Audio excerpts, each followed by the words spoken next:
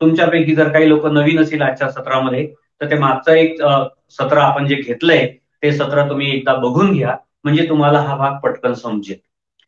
त्यानंतर आपण त्यामध्ये त्याच्या मर्यादा कोणत्या आहेत त्या शिकलो. त्यानंतर आपण त्याची स्केल काय आहे, सहसंबंध गुणकाचा अर्थ लावण्यासाठी एक स्केलचा सुद्धा आपण मागच्या तासामध्ये अभ्यास केला.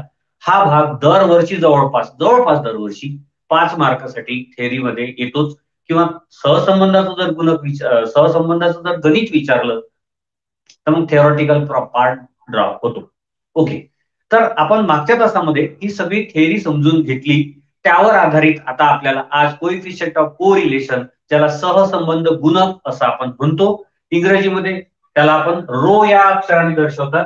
रो किंवा आर या नावाने याला सहसंबंध गुणकाला आपण दर्शवतो. त्याला रो असं म्हणतात किंवा आर या दोन यांनी आपण ते दर्शवत असतो. तुमच्यापैकी कोणी जर चॅनलवर